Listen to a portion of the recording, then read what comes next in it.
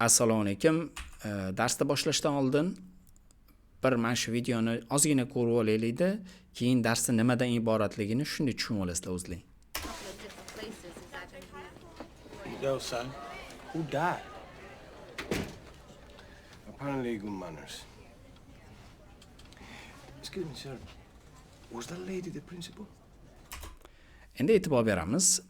Men videoni bosgan paytimda, ya'ni play qilgan paytimda, o'ng tarafdagi odam gapirgan paytda, o'ng tarafdagi qahramon gapirgan paytda, o'ng tarafdagi naushnigingiz yoki kolonkangiz chapga nisbatan yaxshiroq eshitildi. Xuddi shu narsa Antonio Banderas chap tarafda o'tiribdi.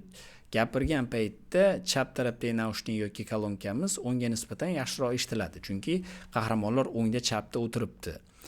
Buni stereo deydi, yoki 5:1 yoki 7:1 yoki stereo kolonkalarda eshitgan paytingizda buni kayfini chiqarishingiz mumkin. Maza qilib, kayf qilib, popkornlar yeb, ko'rib, maza qilib o'tirib ko'radigan kuningiz shunaqa bo'ladi. Endi bu yerda bitta narsa bor.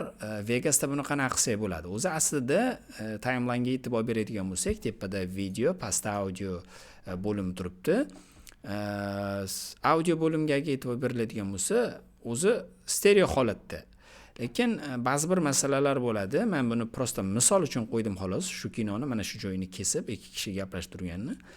Masalan, tasavvur qiling, siz yo'lda bo'yida turibsiz, mashina o'ng tarafdan tez kelyapti. Ovoz chiqarib, vo'ng'illab, o'ng tarafingizdan keldida yaqinlashib, chap tarafga qarab o'tib ketdi. Shunaqa payt o'ng qulog'ingiz yaxshiroq eshitadi, chapga nisbatan.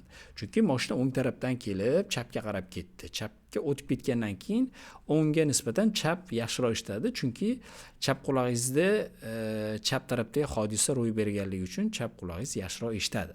Buni stereo deydi buni.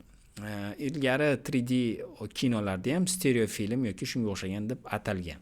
Adashmasam, hozir yaxshi eslamayapman.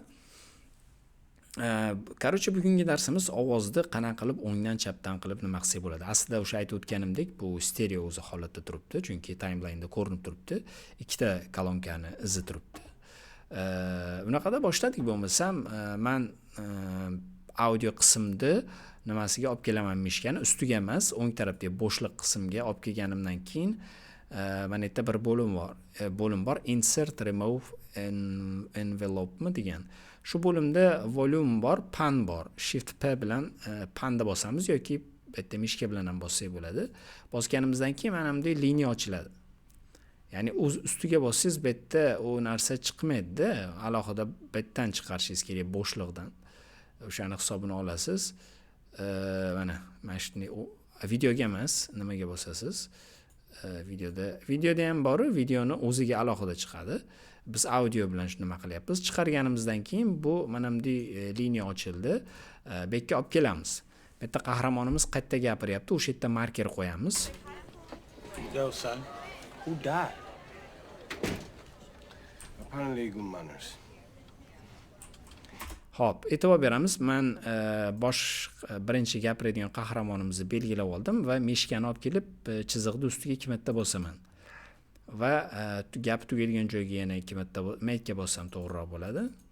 Bo'ldi. Mana shu yerda o'ng tarafdagi qahramonimiz gapiryapti. Buni ovozini o'ng kolonkaga o'tkazaman, yana bir marta alohida ochib, biroz o'ng tarafroqdan eshitilishligi uchun. Tekshiramiz.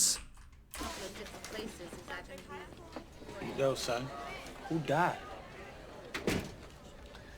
E'tibor berdilarni, ovoz o'ng tarafga biroz o'tdi. Agar men buni polностью tushirsam, va shu o'ng tarafga o'tib ketadi ovoz. Ya'ni o'ng tarafdagi naushnigingiz yoki kolonkangiz balandroq chiqadi, nimaga nisbatan. Endi Antonio Banderas ovozini olaman va buni ovozini chapga olaman.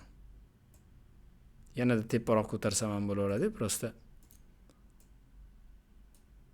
ikkita nima belgilanib qoldi. Bunday qilsak, buni pastga tushirib qo'yaylik. Bo'ldi. Endi yana bir marta tekshirib ko'ramiz. Yo, son, who died? Apparently good manners. E'tibor berdingizmi? Ya'ni ikki kishi gapirib o'tirgan paytda ovozini tepa pastga qilib, ya'ni o'ngga chapga qilib olsak bo'ladi, chunki qahramonimiz o'ng tarafda, bu qahramonimiz chap tarafda. Buni yana teparoq ko'tarsangiz, yanada kattaroq effektga erishishingiz mumkin. Bu darsda mana shu panni ko'rsatmoqchi edim. Kelajakda kerak bo'lishligi mumkin kimgadir. Agar ovoz video montaj bilan shug'ullanadigan bo'lsangiz, sizga ancha asqotishligi mumkin. Keyingi videolarda, keyingi darslarda ko'rishguncha sog' omon bo'ling. Like bosishni unutmang.